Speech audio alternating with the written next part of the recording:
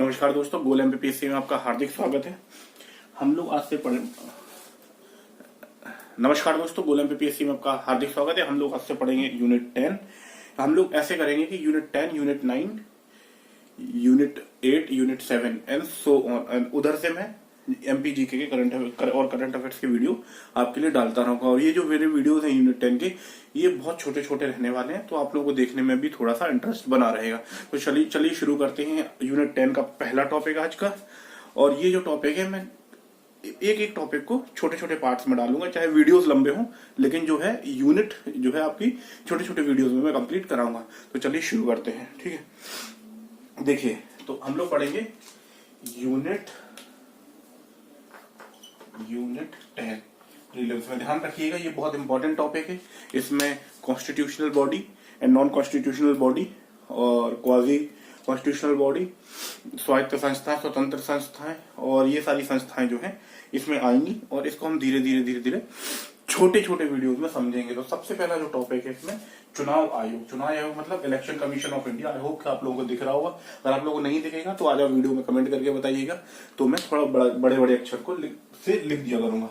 तो हम सबसे पहले पढ़ेंगे ईसीआई यानी election commission of India, that is चुनाव आयोग। चुनाव आयोग जो है हमारे संविधान के पार्ट 15 यानी 15 पार्ट 15 में आप देखेंगे तो वहां पे ऐसा लिखा होगा, ठीक है। और आप उसमें देखेंगे वेयर एक्ट में, तो पार्ट 15 में ये मेंशन किया गया है। और जो अनुच्छेद है 324 324 से 329 तक में इसको इलेक्शन कमीशन ऑफ इंडिया के बारे में बताया गया, चुनाव आयोग के बारे में बताया गया है। तो इस कारण से जिस भी संस्था का उल्लेख अगर हमारे कॉन्स्टिट्यूशन में यानी हमारे संविधान में बताया जाता है तो वह कॉन्स्टिट्यूशनल बॉडी होती है। और अगर उसका उल्लेख हमारे कॉन्स्टिट्यूशन में नहीं होता है, संसद के किसी नियम के द्वारा होता है, तो वह कॉन्स्टिट्यूशनल बॉडी ना होके वो एक स्टैट्यूटरी बॉडी होती है, यानी वैधानिक संस्था होती है, मतलब किसी लॉ के द्वारा बनाई जाती है। अगर वह हमारे एग्जीक्यूटिव ऑर्डर, जो हमारी एग्जीक्यूटिव होती है यानी मंत्रिपरिषद के ऑर्डर में बनती है, जैसे नीति आयोग, तो नीति आयोग क्या है? एक एग्जीक्यूटिव बॉडी है, ठीक है। तो gradually you guys will understand all nitty-gritties of different bodies, ठीक है। तो सबसे पहले चुनाव आयोग की बात करें तो चुनाव आयोग एक संवैधानिक संस्था यानी कॉन्स्टिट्यूशनल बॉडी है। दूसरा ऑटोनोमस बॉडी है, मतलब ये अपने आप में स्वशासी संस्था है, ठीक है। ये इसके ऊपर किसी का अधिकार या गवर्नमेंट का क्या बोलते हैं आदेश नहीं चलता है, ठीक है। तो जैसे we know we are 1.3 billion people, तो इतनी बड़ी डेमोक्रेसी को रन करने के लिए, चुनाव को रन करने के लिए हमको एक कॉन्स्टिट्यूशनल बॉडी की जरूरत पड़ी थी, जिसके कारण 1950 में यानी 1950 में और प्रिसाइजली 25 जनवरी आप ध्यान रख लेना, लेकिन 1950 में इसकी क्या बोलते हैं इसको एस्टेब्लिशमेंट किया गया था। और जो हमारा पहला चुनाव था वो 1951 और 1952 के बीच में हुआ था। तो ये भी याद रखिएगा, ठीक है। तो ये चीजें छोटी छोटी चीजें हैं जो पूछ लेते हैं एमपी के प्रीलिम्स में, तो आपको याद रखना, ठीक है। तो ये ध्यान रखना है कि ये पार्ट 15 में है, ठीक है। आर्टिकल 324 से 329 के बीच में है। हाँ, अब जैसे जिस प्रकार हम वो एक्ट पढ़ते थे पिछले सिलेबस में कि human rights act, civil rights act और क्या बोलते हैं आपका SC/ST एक्ट, तो उसमें भी हमको एक तो वहां के आर्टिकल यानी हमको वहां के भाग देखने पड़ते थे, और पार्ट उन अनुच्छेद के भी छोटे छोटे सब पार्ट भी पढ़ने रहते थे। तो इसी प्रकार हम इसमें भी सबसे पहले तो ब्रॉडर पिक्चर देखेंगे, एंड देन ब्रॉडर पिक्चर के बाद में जो उसके सब पार्ट हैं उनको भी समझेंगे, ताकि आप लोगों के जो प्रीलिम्स में क्वेश्चन किसी भी तरीके का आएगा, ताकि आप उन क्वेश्चंस को सॉल्व कर सकें। तो आपको ये ध्यान रखना है, ठीक है। तो मैं धीरे धीरे बनाऊंगा, और एक साथ आपको 1-2 घंटे का वीडियो बना के आपको बोर नहीं करूंगा। 10-15 मिनट का वीडियो बनाऊंगा, 10-15 मिनट के ऐसे 7-8 वीडियोस मैं ईसीआई के ऊपर बना दूंगा और अपलोड कर दूंगा, then will gradually move forward, ठीक है। तो अब समझते हैं इसमें 324 में क्या है। 324 में क्या है? एस्टेब्लिशमेंट, इलेक्शन कमीशन का एस्टेब्लिशमेंट, इसका स्ट्रक्चर कैसा होता है, और जो इसके अधिकारी हैं उनका रेजिग्नेशन या रिमूवल, ठीक है। तो ये याद रखना है। 325 में पहले आप ब्रॉडर पिक्चर देखिए कि 324 में क्या है, यानी एस्टेब्लिशमेंट, स्ट्रक्चर एंड रिमूवल या रेजिग्नेशन, ठीक है। 325 में क्या है?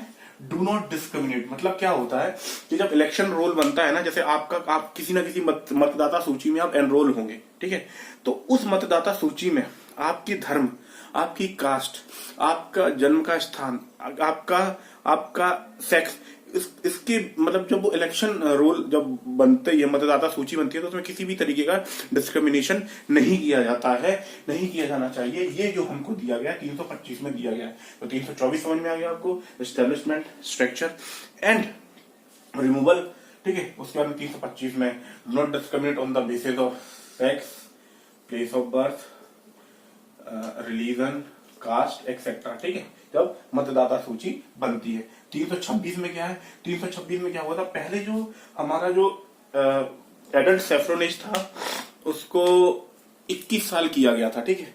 अब उसको 21 साल से 18 साल किया। ये बहुत इंपॉर्टेंट क्वेश्चन है, ये पूछा भी गया है। तो 61 कॉन्स्टिट्यूशनल अमेंडमेंट एक्ट के थ्रू 1988 में जो एज है, पहले 21 साल के लोग वोट डालते थे, अब क्या 18 साल के लोग वोट डालते हैं। तो 18 साल के लोग कम से कम तो जो कम से कम उम्र है वो 18 साल होनी चाहिए। तो ये कहाँ चेंजेस किए गए, ये जो हमारा 61वां संविधान संशोधन है 1988 में किया गया, उसके थ्रू ये एज को डिक्रीज किया गया था, ठीक है।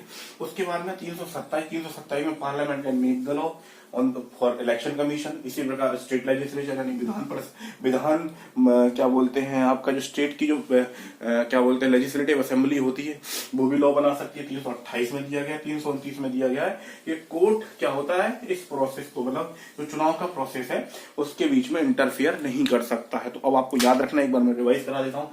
324 में आपका स्ट्रक्चर, एस्टेब्लिशमेंट एंड रिमूवल। 325 में आपका है do not discriminate on the basis of sex, caste, religion etcetera while preparing for election roll, ठीक है। मतदाता सूची बनाने में डिस्क्रिमिनेशन नहीं होना चाहिए। 21वां क्या है, 21वां है कि एज को 21 से 18 किया गया। कौन से संविधान संशोधन से, आपका 18 में एज 18 साल एज की गई 61 में संविधान संशोधन से, जो कि 1988 में आया था, ठीक है। ये हो गया। 327 में क्या है, parliament can make the law.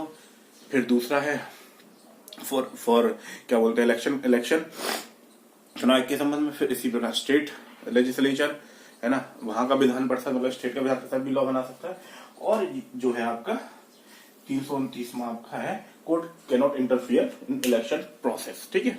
तो ये हो गया आपके जो आपके 324 से लेके 329 तक जो चीजें क्या बोलते हैं आर्टिकल होंगे। अब हम समझेंगे कि 324 में क्या क्या सब पार्ट दिए गए हैं। माइंड यू ये बहुत इंपॉर्टेंट है, ठीक है।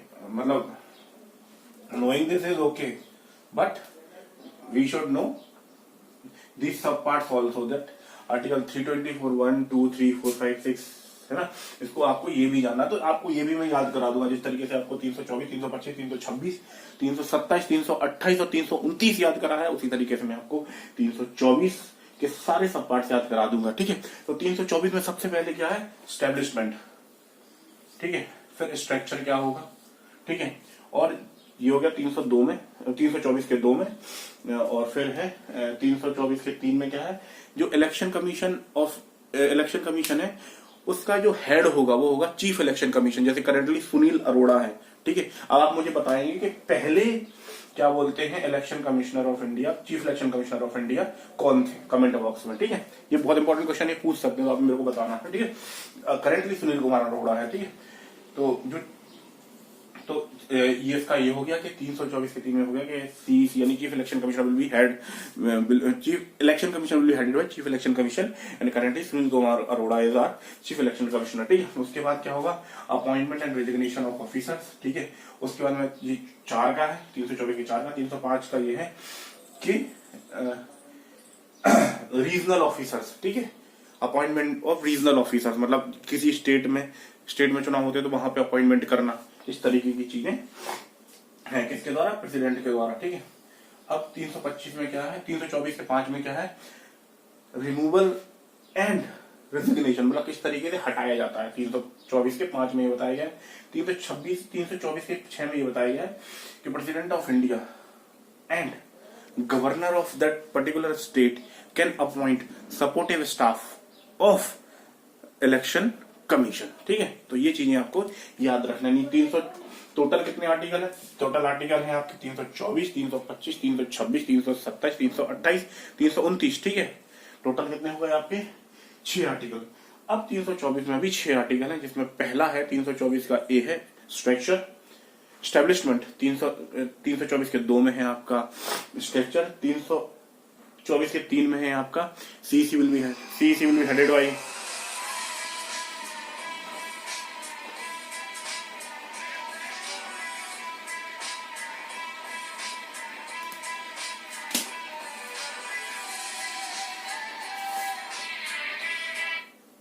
काय। हेलो हेलो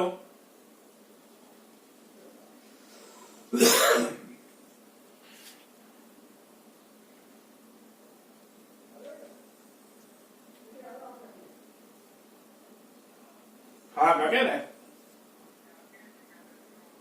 हाँ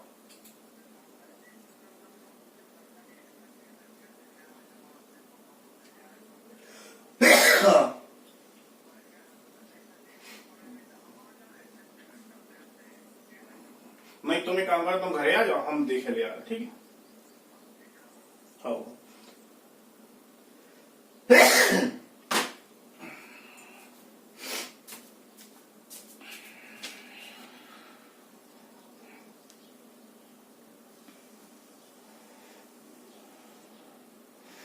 तो इसी तरीके से आपको याद रखना है कि आर्टिकल 300 इसी तरीके से आपको याद रखना है कि आर्टिकल 324 में 6 आर्टिकल है। 324 के ए में है एस्टेब्लिशमेंट, 324 के 2 में है स्ट्रक्चर, फिर 3 में है आपका CEC will head the election commission, 24 में है आपका appointment of regional commissioner by president of India. ठीक है, फिर 5 में है आपका रिमूवल एंड रेजिग्नेशन, एंड 6 में है आपका प्रेसिडेंट या governor of particular state will appoint supportive staff for election commission. तो ठीक है दोस्तों, ये हो गया आपका पहला part election commission of India का। इसी तरीके से मैं कोशिश करूंगा और छोटे वीडियोस बनाऊं और छोटे छोटे पार्ट्स में आपको समझ, आपको सिर्फ सुनना हो, ये चीजें नोट डाउन करते जाना। एक आप क्या बोलते हैं सिनॉप्टिक नोट्स बना लें, जो स्ट्रक्चर आप बनाते हैं कि भाई 324 में 1 2 3 4 5 लाइन इस तरीके से आप लिख लें कि भाई देखो ऐसे लिख लें आप। ठीक है, इसको अगर मैं रफ करूं कि भाई 300 ये आपका हो गया इलेक्शन कमीशन। ठीक है, तो ये कैसे दिया गया? 15 पार्ट 15। ठीक है, इसमें कितने आर्टिकल हैं? 324 टू 329। 324 में कितने हैं?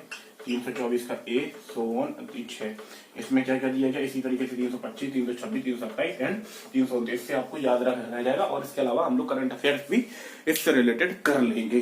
तो इसी तरीके से हम लोग आगे बढ़ेंगे। आई होप कि आपको ये लेक्चर पसंद आया होगा। लेक्चर पसंद आया है तो इस चैनल को सब्सक्राइब कीजिए गोल MPPSC को। और माइंड यू, आपको मैं इतना कंटेंट दूंगा कि जो डेट बढ़ी हुई है ना, इसमें मैं आपका एग्जाम कोशिश करूंगा कि आपकी यूनिट्स जो है यूनिट वाइज आपकी प्रिपरेशन करा दूं। तो अगर अभी तक आपने नहीं पढ़ा तो कोई बात नहीं, अब मेरे साथ जुटिए। मैं आपको इसी जैसे यूनिट 10 कराऊंगा उसी तरीके से हम लोग आगे यानी MP GK भी करेंगे साथ में, और यूनिट 10 से लेके 9 और 8 और इसी तरीके से प्रोसीड करेंगे। तो दोस्तों मिलते हैं फिर किसी बढ़िया सी वीडियो में। टिल देन आप लोग पढ़ते रहिए। धन्यवाद।